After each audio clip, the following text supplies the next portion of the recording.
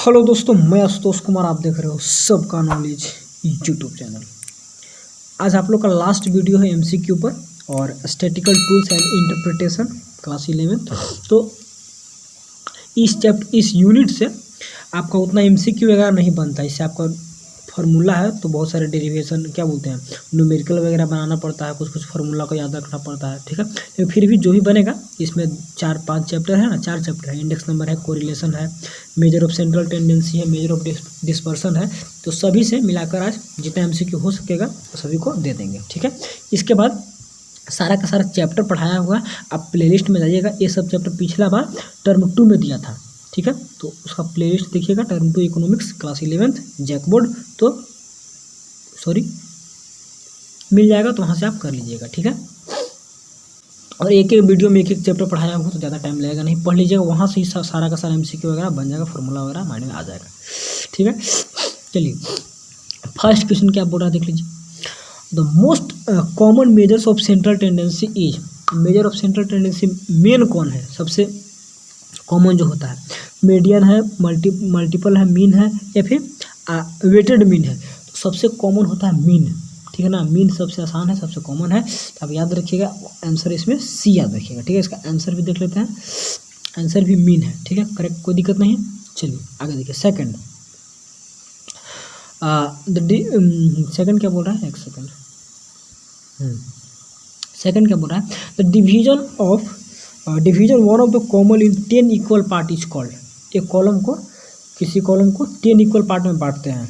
One column in 10 equal part, उसको क्या बोलेंगे, डेसाइल बोलेंगे, क्वार्टाइल बोलेंगे, परसेंटाइल बोलेंगे, नन बोलेंगे। तो क्वार्टाइल 4 हो गया, परसेंटाइल 100 हो गया, नन कुछ नहीं, तो डेसाइल क्या हो गया, 10 हो गया। ऑप्शन नंबर ए यहाँ पर करेक्ट होगा, ठीक है। इसका भी आंसर देख लेते हैं। अब मेरा जो नोट्स है PDF है, तो वहाँ पे इसका नहीं है, डायरेक्ट ऑनलाइन इसको देख रहे हैं, ठीक है। डेसाइल हो गया। चलिए third question, which of the following equation is correct. देखिए एनोवा का इक्वेशन यहाँ पर होगा, तो कौन सा करेक्ट होगा। तो एनोवा का इक्वेशन होता है रूट अंडर, देख लेते हैं इसका आंसर है यहाँ पे, इसको सिग्मा एनोवा पढ़ते हैं ना, -² तो ये फॉर्मूला देखिएगा, देगा तो कभी तो निगेटिव में रहेगा। ऐसा इस सैम्बल है इसका, इसको एनोवा का क्या बोलते हैं, सिग्मा पढ़ सकते हैं इसको, और -2 है, ठीक है। तो ऑप्शन नंबर बी आपका करेक्ट आंसर हो गया, ठीक है। एनोवा का यूज कब किया जाता है, जब तो कोरिलेशन दो ग्रुप से बीच में इंडिकेट करना रहता है। तो कोरिलेशन चैप्टर में है, तो इसको देखिएगा, वहाँ पर मिल जाएगा, ठीक है। इस क्वेश्चन को सर्च कर लिए गूगल वगैरह, अगर समझ में नहीं आएगा तो शायद लग रहा है PDF में क्वेश्चन नहीं है, अलग से दे दिया है, ठीक है। चलिए, तो आंसर आपका क्या है, यह सिग्मा भी माइनस रहेगा। चलिए इसके बाद, where is the correlation multiple placed, कहाँ से कहाँ, तो -1 से +1 के बीच में रहेगा कोरिलेशन का, देखे हैं ये तो हम लोग पढ़े हैं, आंसर भी देख लीजिए, -1 से +1 के बीच में, ठीक है, कोई दिक्कत नहीं। चलिए जो इम्पोर्टेंट है वो सब यहाँ पर देख लीजिए, दिया हुआ है। चलिए बेस ईयर इज, ये सब पूछेगा MCQ, बहुत इंपॉर्टेंट, बहुत पॉपुलर है, तो पूछेगा तो पढ़ना जरूरी है, ठीक है। इनोवा वाला थोड़ा सा हाई लेवल का दे दिया, तो वो सब नहीं देगा, लेकिन फिर भी समझ लीजिएगा थोड़ा बहुत। तो बेस ईयर क्या होता है, कंपेरिजन ईयर होता है, या फिर प्रेजेंट ईयर होता है, एनी ईयर होता है, या 1 प्रीवियस ईयर टू प्रेजेंट। आपका बेस ईयर क्या होता है, कंपेरिजन, कंपेयर करते हैं ना बेस ईयर में। ये तो आपका कोरिलेशन होता है, sorry index number, index number में एक ही ग्रुप में कंपेयर किया जाता है। चीनी का दाम इस वर्ष कितना था, पिछले वर्ष कितना था। लेकिन कोरिलेशन में क्या होता है, 2 ग्रुप में रिलेशन देखा जाता है, इंडेक्स नंबर में एक ही ग्रुप में देखा जाता है, इस टाइप से। तो कंपेरिजन ईयर होता है, ठीक है। इसके बाद रूल ऑफ, फिर इन द ब्लैंक्स है, तो इसको भी देख लीजिए क्या बोल रहा है। Rule of is suppose to be ideal for correlation, कौन, फिशर रूल। अब कोरिलेशन का टाइप है, तो कितने सारे टाइप है, तो चैप्टर पढ़िएगा तब ना, तो सब कोरिलेशन भी एक वीडियो में एक चैप्टर कंप्लीट है, तो देख लीजिएगा, ठीक है। चलिए आगे, the multiple is the value of column in which, क्या होगा आंसर देखिए, मैक्सिमम कम्स रिपीटेड। तो फिर इन द ब्लैंक से इसको याद ही रखना होगा आंसर। चलिए, the value which divides the column into more than 2 parts is called division. 2 part में तो डिवीजन हो गया, ठीक है, बांट दिया उसको। चलिए इसके बाद, difference between maximum and minimum के रेंज निकलता है किसमें, मैक्सिमम और मिनिमम के बीच में रेंज निकालते हैं हम लोग, उसको 2 से डिवाइड करके। चलिए यहाँ पर क्या भराएगा, is the simple way that the show the relation between 2 value, 2 value में आ गया तो क्या होगा, कोरिलेशन होगा, देख लेते हैं आंसर। एनालॉजिकल रिलेशन कोरिलेशन का ही पार्ट है। एनालॉजिकल रिलेशन जब दो वैल्यू के बीच में रिलेशन देखते हैं, ठीक है, कोरिलेशन का पार्ट हो गया। कॉम्युलेटिव फ्रीक्वेंसी, ट्रू और फॉल्स है, देखिए cumulative frequency show less than और मोर देन एनी सीक्वेंस, तो ट्रू होना चाहिए, true. Cumulative frequency less than more than दिखाता है कि, इसके बाद लेस देन 5 लेस देन 10 करके। 5 is the mode of the given number, given number का मोड 5 है, तो मोड होता है जो मैक्सिमम बार रिपीट करता है, मैक्सिमम में रिपीट 3 किया है तो 3 होना चाहिए, तो 5 तो आंसर गलत हो जाएगा, तो फॉल्स यहाँ पे लिखा हुआ है। चलिए इसके बाद range is the found in adding highest value and smallest value, यहाँ पर रेंज का ऐसा नहीं होता है कि हाईएस्ट और स्मॉलेस्ट के बीच में निकालते हैं, ठीक। एडिंग ऐड नहीं करते हैं ना, ऐड करके नहीं, डिफरेंट कर मतलब माइनस करके निकालेंगे, तो फॉल्स हो गया। Money is inflation is measure on changes of index number of the wholesale market of weekly statement, true है मनी का। Highest income leads to saving, तो हाईएस्ट इनकम ट्रू होना चाहिए, ट्रू। ज़्यादा इनकम होगा तो सेविंग की ओर जाएंगे।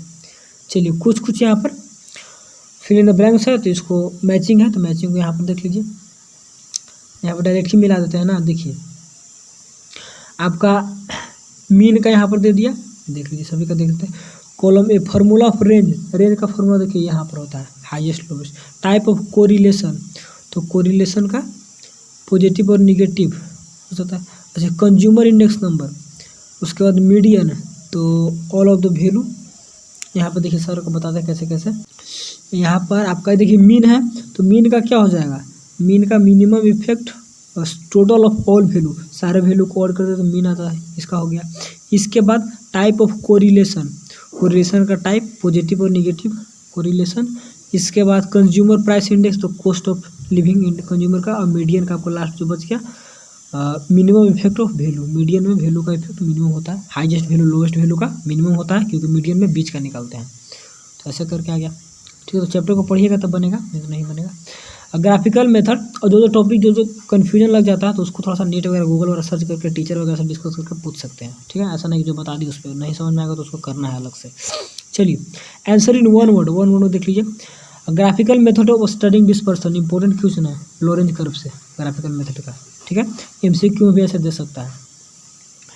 डिफाइन द रिलेशन बिटवीन 2 और मोर ग्रुप्स, तो 2 और मोर देखिए 2 और ज़्यादा ग्रुप से आ गया तो कोरिलेशन हो गया। एक ही ग्रुप रहेगा और एक ही ग्रुप रहेगा, तो जैसे कि मान ली जो बताया कि चीनी का दाम इस साल कितना था, अगला साल कितना था, या इस बार GDP भारत का कितना था, पिछला बार GDP, तो वही GDP का बात हो रहा है, एक ही ग्रुप का बात हो रहा है, बट ईयर कंपेयर करते थे अलग अलग, तो आपका चला गया सिंगल ग्रुप में क्या उसको बोलते हैं इंडेक्स नंबर और कोरिलेशन, 2 ग्रुप रहेंगे, ठीक है ना। ग्रुप ए का कितना रिजल्ट आया और ग्रुप बी का 2 नंबर रिलेशन देखते हैं, ठीक है। तो कोरिलेशन का काल पियर्सन कोफिशिएंट कोरिलेशन बहुत इंपॉर्टेंट है, तो उसको पढ़ लीजिए, उसका फॉर्मूला वगैरह याद कर लीजिएगा, तो पूछता है एग्जाम में, ठीक।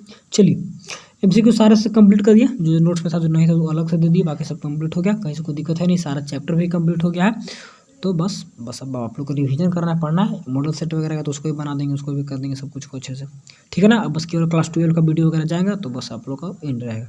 इंग्लिश में ग्रामर सेक्शन वगैरह सब कुछ उधर भी करा देंगे, और जो भी MCQ उधर तो चलते ही रहेगा, वो तो कोई दिक्कत है नहीं।